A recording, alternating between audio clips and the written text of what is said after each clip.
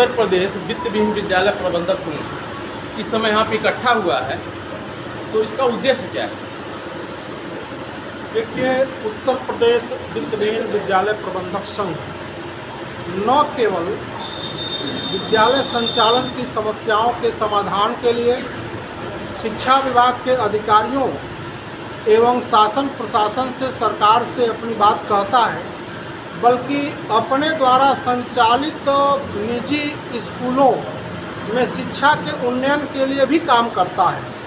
और इसी क्रम में आज यहाँ डॉक्टर विपिन शाही जी, जो कि गुरुकुल शिक्षण संस्थान समूह डगरी बड़हलगंज गोरखपुर के सम्मानित निदेशक हैं, उनके नेतृत्व में एक कार्यक्रम टीचर ट्रेनिंग का आयोजित किया गया है।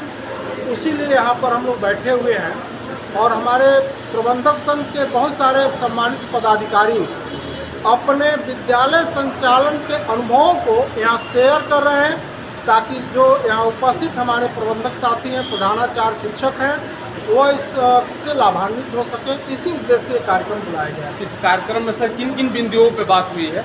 इस कार्यक्रम में हम अपने विद्यालय में पढ़ाई के स्तर को कैसे ऊंचा कर सकते हैं, मुख्य रूप से इस पर चर्चा हुई है। इसके अलावा भी हम संस्कार युक्त शिक्षा हमें देना चाहिए, हम अपने विद्यालयों में पत्रावलियों को कैसे मेंटेन करें, किस प्रकार से हम विद्यालय की मान्यता लें, नवीनीकरण कराएं समिति का, इस तरह के तकनीकी बातों पे भी हम लोग यहाँ पे चर्चा कर रहे हैं।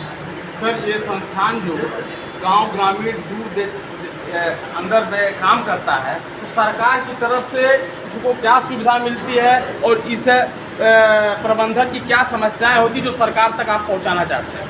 देखिए, सरकार निजी विद्यालयों के प्रति संवेदनशील नहीं है।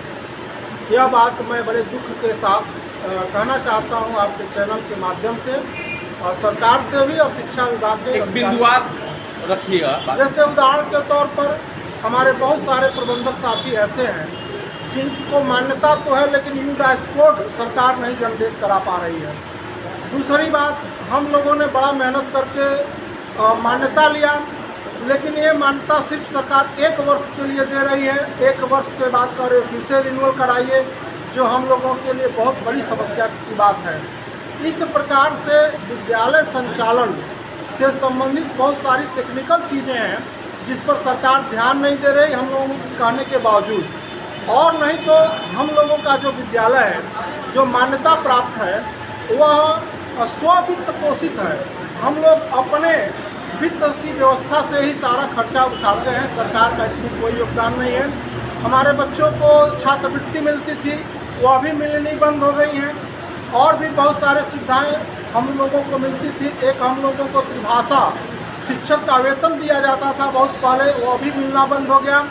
जो कुछ थोड़ी बहुत सुविधा हम लोगों को सरकार से मिलती थी, वो सारी सुविधाएं आज के डेट में बंद हो गई हैं।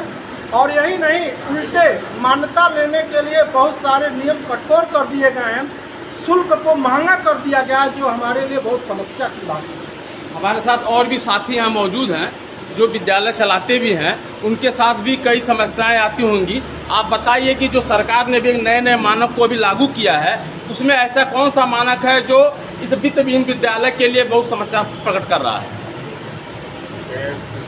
बिल्डिंग कोड जो है अभियान में बहुत बड़ी समस्या है।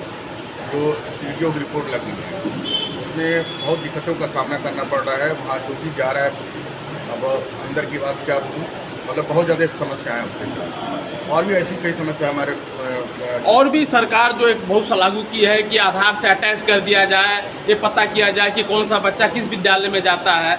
अन्य विद्यालय में आधार अटैच हैं, लेकिन वहाँ पे पढ़ाई का कोई मानक नहीं है। ये वित्त विहीन विद्यालय अपने कठोर परिश्रम से बच्चों का मार्गदर्शन अच्छे से करता है, फिर भी सरकार की तरफ से कोई उसको सुविधा नहीं मिलता है। इसके ऊपर आप क्या कहना चाहते हैं?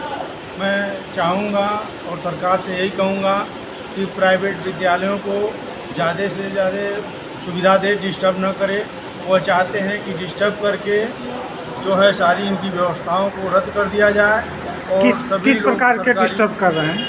डिस्टर्ब अनेक प्रकार के कागज पत्तर और जो मान्यता 1 वर्ष के लिए उन्होंने दे रहा है, जैसे इन्होंने मान्यता 1 वर्ष के लिए दिया, तो उसको अस्थायी कर दिया जाए। 1 वर्ष के लिए न अध्यापक पढ़ाएंगे कि मान्यता के विषय पे दौड़ेंगे, और उनके बच्चों को भविष्य सुधारने की बात है कि कागज़ में लिपटे रहेंगे। ऐसा काम नहीं होना चाहिए। क्या ये संगठन, ये संघ अपनी बातों को सरकार तक पहुंचाने के लिए कोई ज्ञापन सरकार को सौंपा? क्या सरकार तक अपनी जानकारी पहुंचाया? जी, हमारे संगठन ने सरकार को बहुत सारी ज्ञापनें दी हैं, बहुत संघर्ष किया है और संघर्ष चलता रहता है।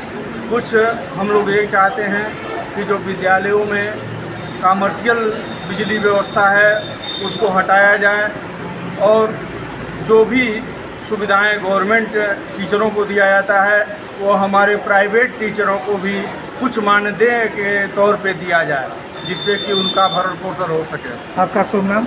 शैलेंद्र शर्मा। विद्यालय प्रबंधन संघ के सभी पदाधिकारी यहाँ पे बैठे हुए हैं और यहाँ इकट्ठा हुए हम जो उद्देश्य है हमें शासन द्वारा चलाई गई योजनाएँ हैं, जो सरकार की ये योजनाएँ हैं, ये इनके मानक के अनुरूप बैठे और ये समस्याओं को पहुँचाने का कार्य कर रहे हैं।